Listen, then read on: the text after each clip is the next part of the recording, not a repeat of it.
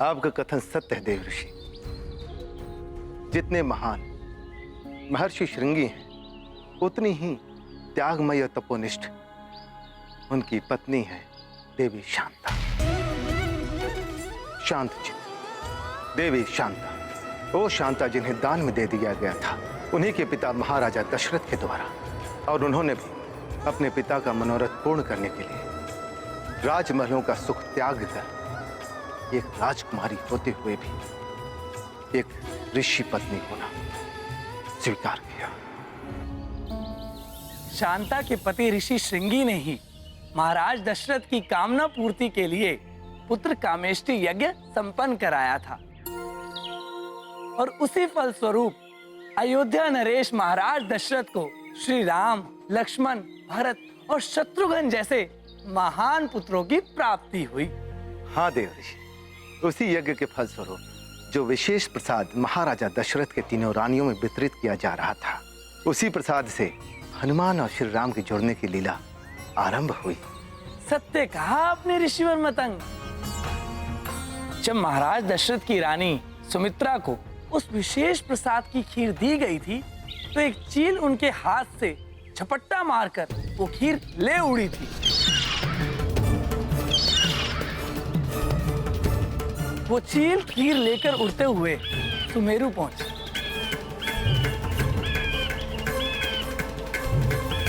किंतु तभी उसके पंजों से वो खीर छूट गई।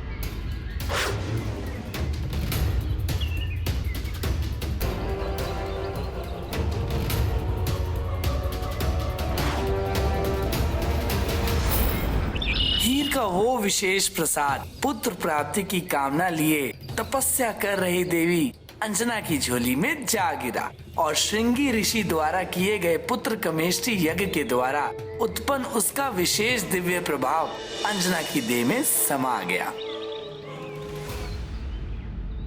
इस प्रकार हनुमान और श्री राम के अंतर संबंधों का सूत्र इन दोनों के जन्म के पूर्व ही स्थापित हो गया था। हनुमान के जन्म में महर्षि श्रृंगी का आशीर्वाद भी सम्मिलित है, अतः संभव है कि हनुमान की उस दिव्यता को पहचान कर महर्षि श्रृंगी कदाचित हनुमान को अपना शिष्य बनाना स्वीकार कर ले।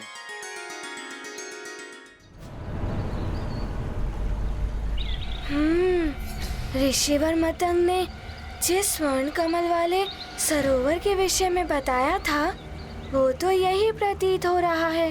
यहीं कहीं ऋषिवर श्रृंगी की कुटिया होनी चाहिए। हनुमत की रुचिकर लीला राम भगत की, जय जय जय रघुनंदन राम, जय जय जय महाबली हनुमान। दिव्य सरोवर को पहचान किया ऋषि कुटीर संधान, माता शांता करती ध्यान, यही है ऋषि का तप स्थान। ये गाथा महाबली हाँ, वो रही कुटिया। लीला राम भगत की, जय जय जय रघुनंदन राम, जय जय जय महाबली हनुमान, जय जय जय रघुनंदन राम, जय जय जय महाबली हनुमान।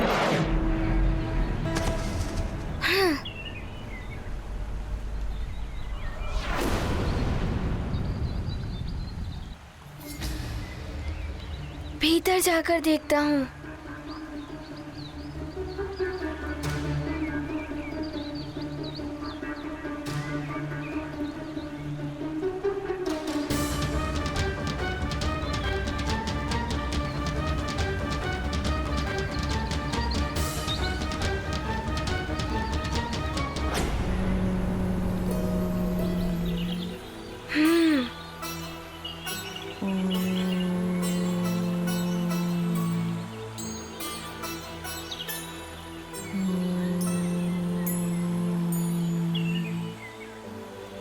ये तपस्विनी कदाचित ये ऋषि माता ही होंगी। प्रणाम माते।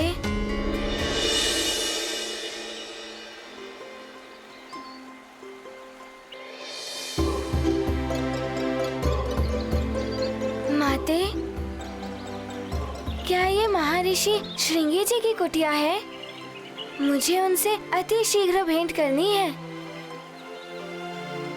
ये दिव्य आभा संपन्न बालक कौन है? ये प्रतीत हो रहा है जैसे मैं इससे अंतर्मन से जुड़ी हुई हूँ। ये गाथा महाबली हनुमत की, रुचिकर लीला राम भगत की। जय जय जय रघुनंदन राम, जय जय जय महाबली हनुमान। कोमल स्वर में प्रश्न किया, माता शांता ने ध्यान दिया। सौम्य रूप छवि मनमोहक, सम्मुख उनके खड़ा है बालक। दशरथ पुत्री के भ्राता राम, हनुमत को देख रही अविराम। दिवस अंत हुआ इंगित, देख हुए हनुमत विचलित। गाथा महाबली हनुमत की, रुचिकर लीला राम भगत की। जय जय जय रघुनंदन राम, जय जय जय महाबली हनुमान।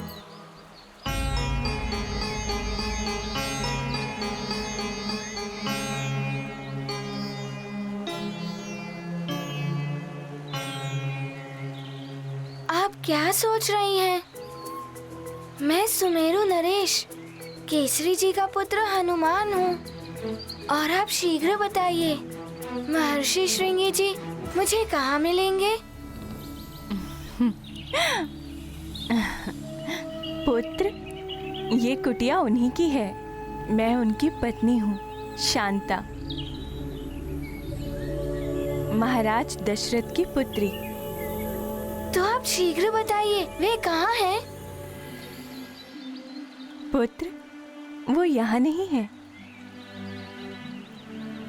वो वहाँ पूर्व दिशा की ओर है, घने वन में तपस्या। धन्यवाद माते।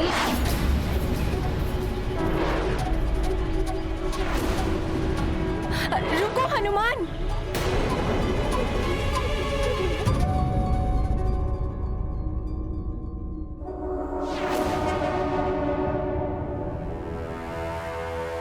धिक्कार है तुम सब पर। इतने बड़े राक्ष योद्धा होकर भी इतने दिनों में एक नर रूपी नारायण के बारे में सूचना नहीं ज्ञात कर पाए। किसी भी कार्य के योग्य नहीं हो तुम सब। लंकेश प्रयास कर रहे हैं, शीघ्र ही वो।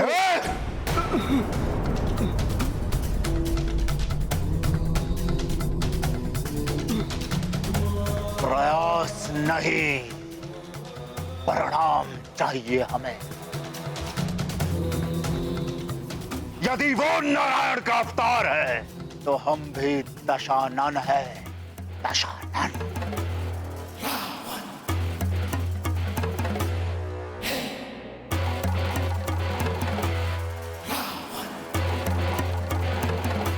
कुछ भी करके, कैसे भी करके मुझे उस नर रूपी नारायण के बारे में सूचना ला कर दो।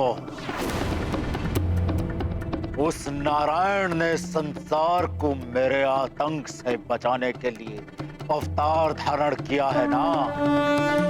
हाँ।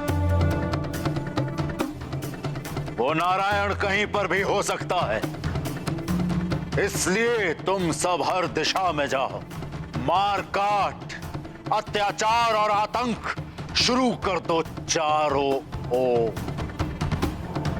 इतनी क्रूरता करो, इतनी क्रूरता करो कि स्वयं क्रूरता भी थर्रा उठे।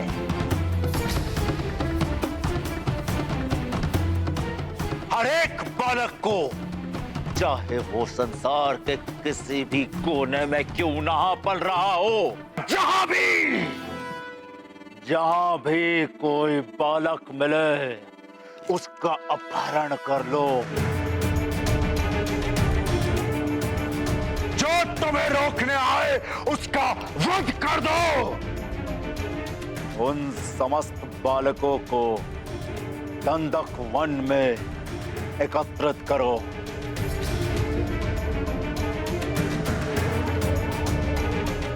जहां मैं स्वयं उस नर रूपी नारायण को मृत्यु दंड दूंगा। देखते हैं नारायणी शक्तियां कैसे सफल होते हैं। जाओ! ऐसा ही होगा महाबली। जय लंकेश, जय लंकेश।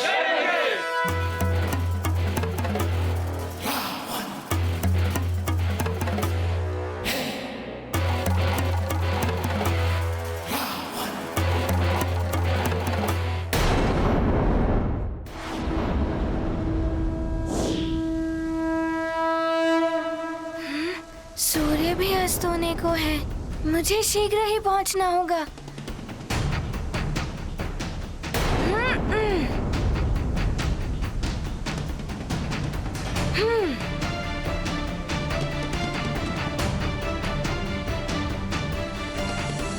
ऋषि माता ने तो इसी दिशा की ओर इंगित किया था। यहीं कहीं होंगे ऋषिवर। बालक हनुमान तो पूरी बात सुने बिना ही चला गया। ऋषिवर विशेष तापस भाव को प्राप्त करने के लिए घोर तप में लीन है।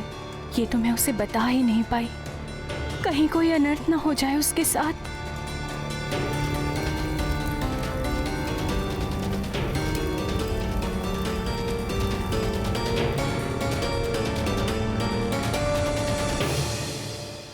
कहीं ऐसा न हो कि हनुमान के द्वारा उनका तप भंग हो जाए, कहीं वो उन्हें श्राप न दे दें।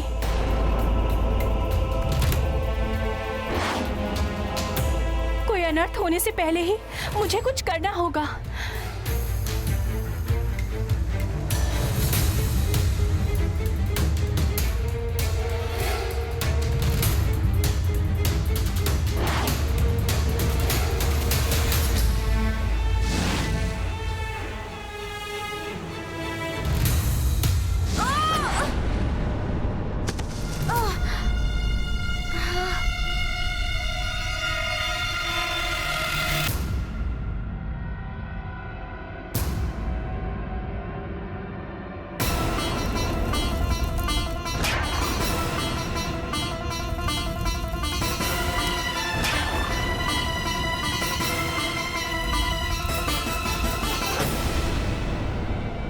अग्नि क्यों जल रही है वन में?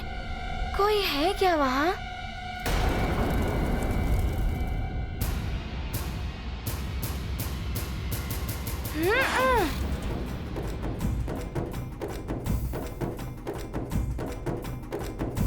मुझे कुछ करना होगा।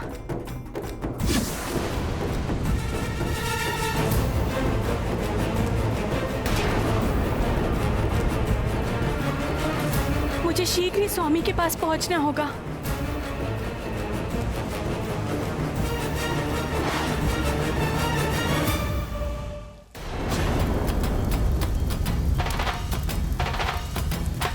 ये तो महर्षि श्रृंगी हैं। मुझे हनुमान को रोकना होगा।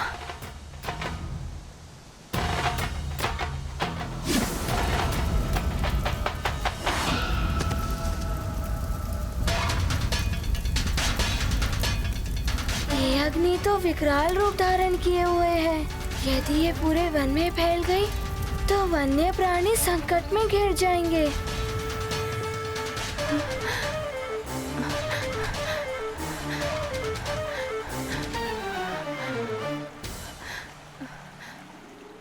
इस अग्नि से तो महर्षि श्रृंगी पर भी संकट आ सकते हैं। मुझे इस अग्नि को फैलने से रोकना होगा।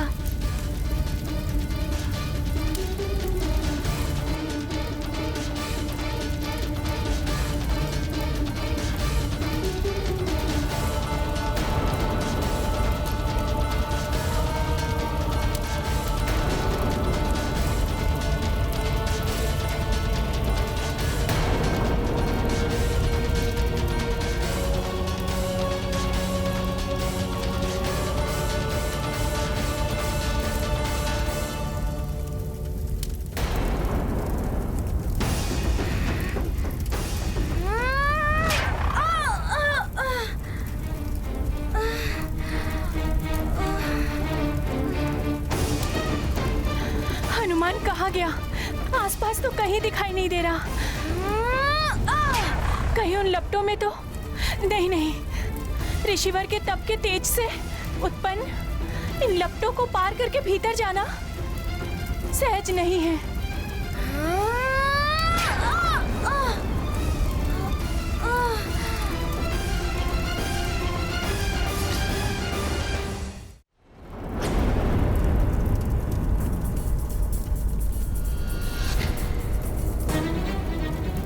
ये अग्नि की लपटें तो मुझे भीतर जाने ही नहीं दे रही हैं। कुछ तो करना होगा।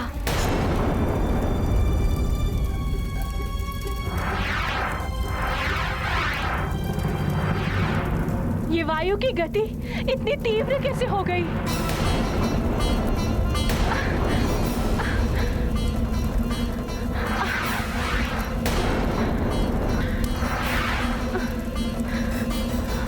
मैं उस अबोध बालक के साथ कुछ अनर्थ नहीं होने दूंगी। मुझे आगे जाना ही होगा।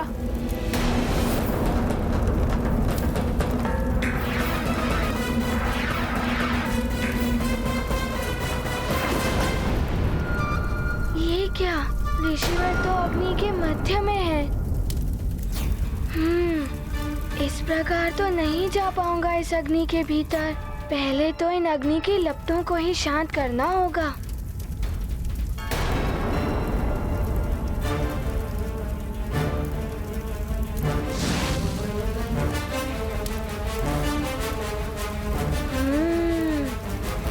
फूंक से ही बुझेगी ये अग्नि।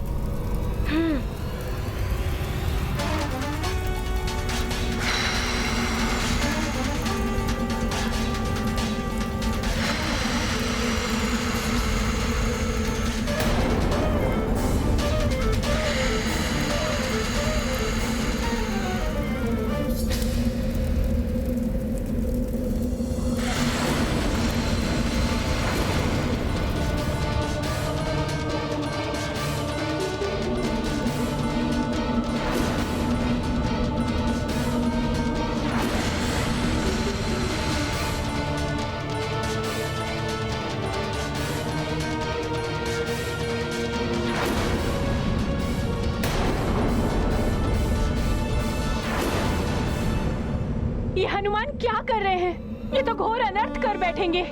बुद्धि शौर्य का हो यदि संगम, हर कठिनाई बनती सुगम। हनुमत ने युक्ति से बुझाया, अग्नि का आवेश मिटाया। ये गाथा महाबली हनुमत की, रुचिकर लीला राम भगत की। जय जय जय रघुनंदन राम, जय जय जय महाबली हनुमान।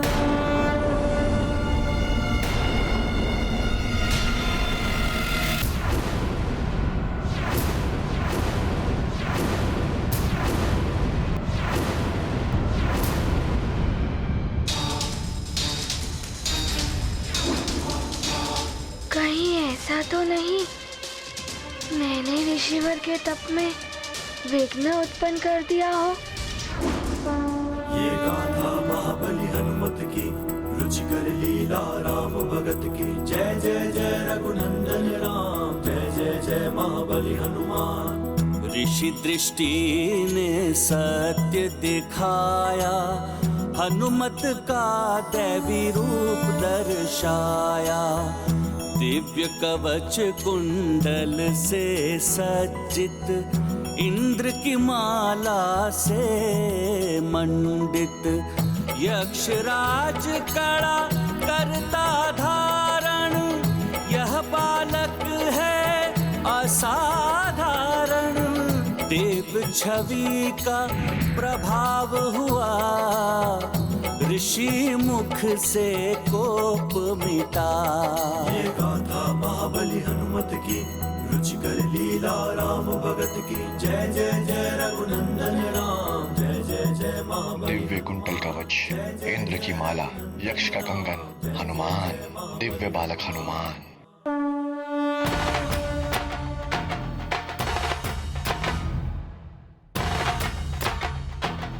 प्रणाम ऋषिवर।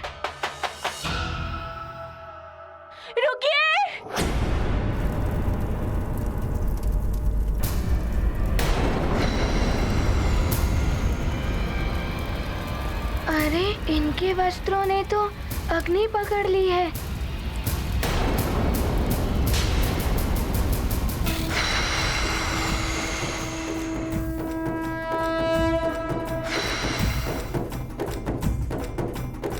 रुकिए ऋषिवर।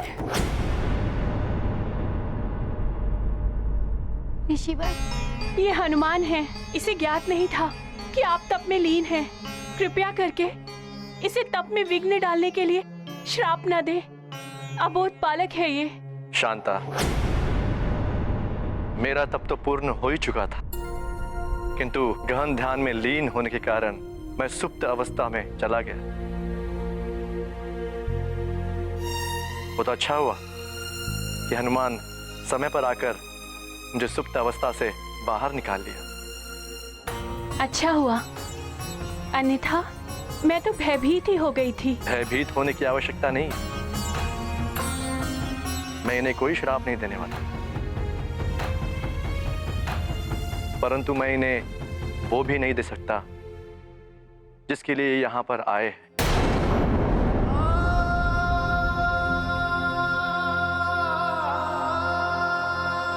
पर हनुमान, मुझे ज्ञात है तुम मेरे पास शिक्षा प्राप्त करने के लिए आए हो। तुम मुझे अपना गुरु बनाना चाहते हो। हाँ ऋषिवर, मुझे अपना शिष्य बना लीजिए ना। अपने चरणों में मुझे स्थान दे दीजिए।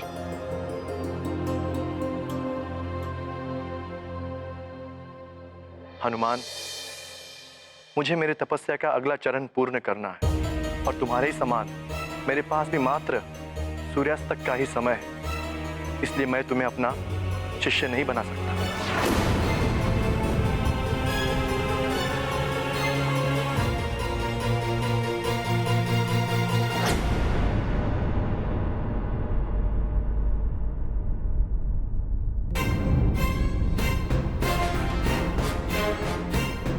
सूर्यास्त से पूर्व हनुमान को उसके गुरु मिल जाएंगे ना? हनुमान के भाग्य में जिन गुरुदेव का जुड़ाव लिखा होगा हनुमान के साथ, वो अवश्य उसे मिल जाएंगे। मुझे हनुमान को देखकर ऐसा प्रतीत होता है कि जैसे मैं इनसे अंतर मन से जुड़ी हुई हूँ। मेरा मन तो कहता है स्वामी कि आप इन्हें गुरु दीक्षा दे दीजिए।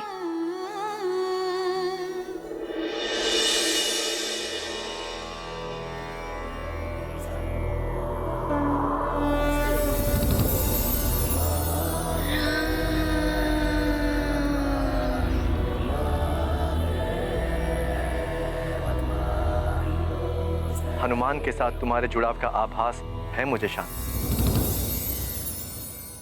परंतु मैं असमर्थ हूं हनुमान को गुरु दीक्षा देने में। मुझे अपनी आगे की तपस्या पूर्ण करने के लिए अस्ताचल पर्वत जाना है। किंतु स्वामी, हनुमान सुमेरु से यहाँ तक आया है आपके पास ज्ञान की याचना लेकर। शांता, हनुमान दिव्य शक्तियों से संपन्न बालक है। हनुमान को ज्ञान देने का सामर्थ्य तो महाज्ञानियों में भी कदाचित ही हो।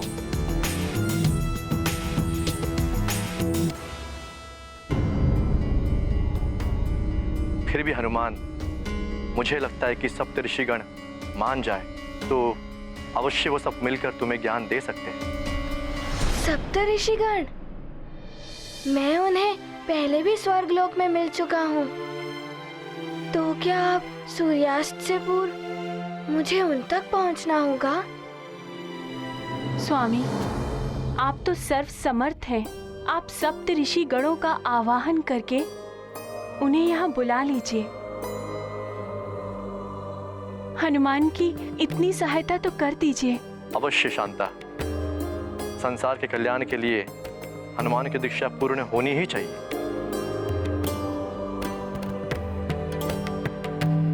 हे संसार के नियंता सप्त ऋषिगण प्रकट हो।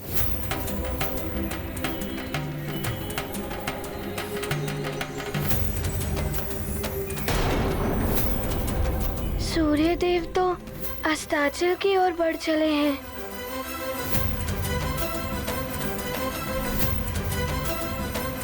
धीरज धरो हनुमान, ऋषिवर तुम्हारे कल्याण के लिए अवश्य कुछ करेंगे।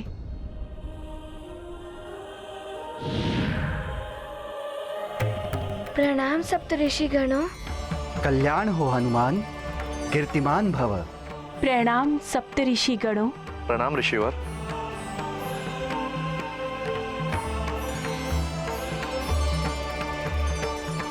ये तो 5 ऋषि ही हैं।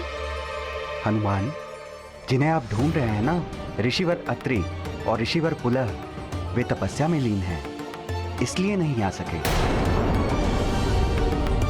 क्षमा करें ऋषिगणों, मैंने आप सभी का आह्वान इसीलिए किया कि आप सब मिलकर हनुमान को शिक्षा प्रदान करें। ऋषिवर श्रृंगी, यदि हम सातों ऋषि मिलकर हनुमान को दीक्षा देते तो यह दीक्षा संभव हो जाती, परंतु अन्य 2 ऋषियों के लिए यह संभव नहीं है।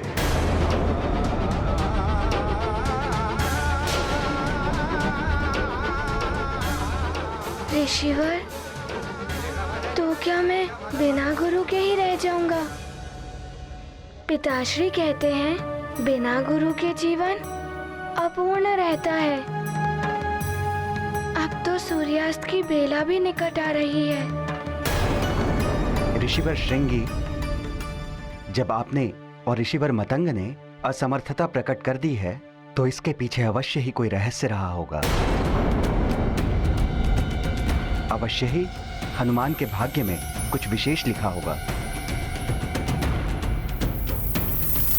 ऋषिवर, यह कारण तो नहीं हुआ है। तो आप ही बताइए ऋषिवर, क्या हो सकता है इसका कारण? आप तो यह जान ही गए हैं कि हनुमान रुद्रांश है, अतः उनके लिए योग्य गुरु तो वही हो सकते हैं जिनके पास त्रिदेवों का संपूर्ण ज्ञान हो, और ऐसे विपुल ज्ञान का कोश तो मात्र उन्हीं के पास है जो अपनी सहस्त्रों सहस्त्र रश्मियों से संपूर्ण संसार को प्रकाशित करते हैं। सबको अपनी ऊर्जा से जीवन देने वाले सूर्यदेव ही समस्त ज्ञान के भंडार हैं।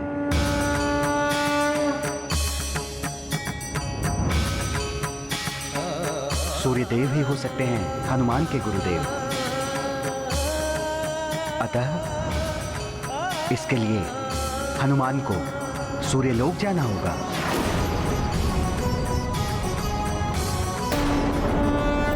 पंच ऋषियों ने किया विमर्श, हनुमत हैं रुद्र के अंश, जिनमें निहित त्रिदेव का ज्ञान, उनसे पाए शिक्षा हनुमान।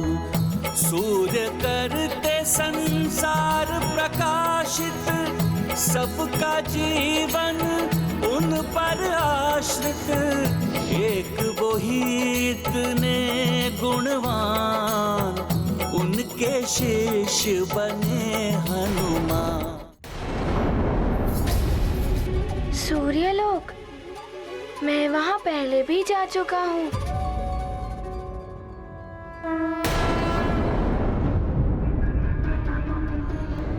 किंतु सूर्य तो अस्त होने ही वाला है। यदि सूर्यास्त होने से पूर्व गुरुदेव की स्वीकृति नहीं मिली तो माँ भी दुखी हो जाएंगी और पिताश्री को भी कष्ट होगा,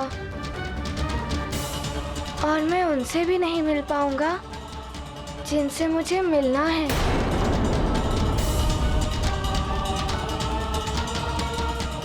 मुझे शीघ्र जाने की अनुमति दे। पुत्र हनुमान, तुम एक लोक से दूसरे लोक की यात्रा पर जाने वाले हो, इसलिए तुम्हें अपने माता पिता की अनुमति एवं आशीर्वाद अवश्य लेना चाहिए। हाँ हनुमान, अपने बड़ों का आशीर्वाद लेने से बड़े बड़े कार्य संपन्न हो जाते हैं। और इसीलिए भी आवश्यक है हनुमान कि हर माता पिता को ये पूर्ण अधिकार है कि उसकी संतान, पुत्र हो या पुत्री, कहाँ है, कहाँ जाने वाली है, इसके बारे में संपूर्ण जानकारी उन्हें होनी ही चाहिए। अब शीघ्र जाओ पुत्र, सूर्यास्त के पूर्व तुम्हें ये सब कार्य करने हैं। देवी, ज्ञान के निर्मल सरिता का स्रोत योग्य गुरु ही होते हैं, किंतु उस स्रोत तक पहुंचना सहज नहीं होता। सत्य है स्वामी, इतनी कठिनाइयों के पश्चात हनुमान को भी उस स्रोत की दिशा का ज्ञान हो ही गया। किंतु अब सूर्यदेव कैसे बनेंगे हनुमान के गुरु?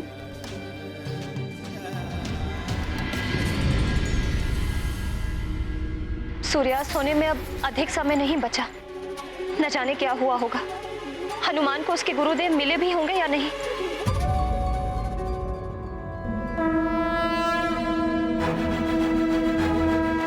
वो देखो अंजना, हमारा पुत्र हनुमान आ रहा है।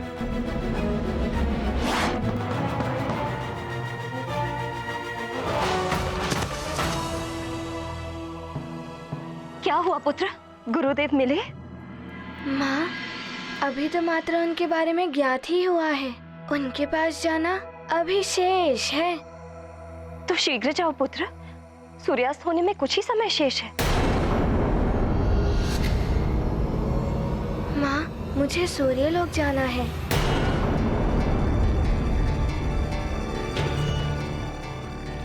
क्या? सूर्यलोक? हाँ माँ।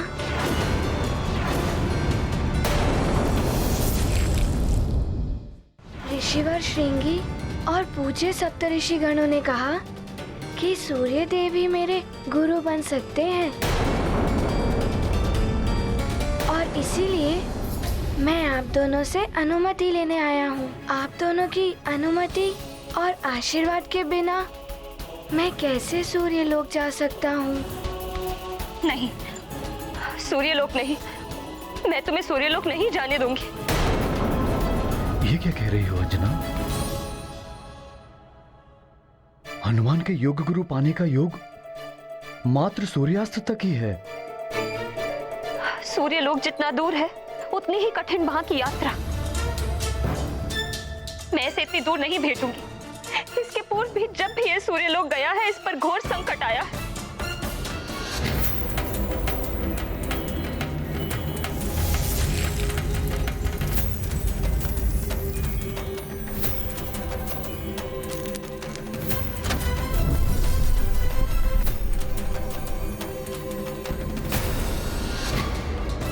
अंजना, कुछ नहीं होगा हनुमान को। हनुमान को जाने दो। तुम्हारा ये मोह कहीं हमारे पुत्र का भविष्य ना बिगाड़ दे। क्या हुआ पुत्री? माँ, बड़ी कठिनाइयों के पश्चात मुझे मेरे पुत्र का साथ मिला है। इसे पुनः स्वयं से दूर भेज दो, वो भी ऐसे लोक में जहां कभी मेरा इससे मिलने के लिए मन व्याकुल हो, तो मैं वहां जा भी ना सकूं। पुत्री, मैं तुम्हारे मोह को समझ सकती हूँ, किंतु इतना समझ लो कि संतान के अच्छे भविष्य के लिए माता पिता को भी धैर्य की परीक्षा देनी पड़ती है।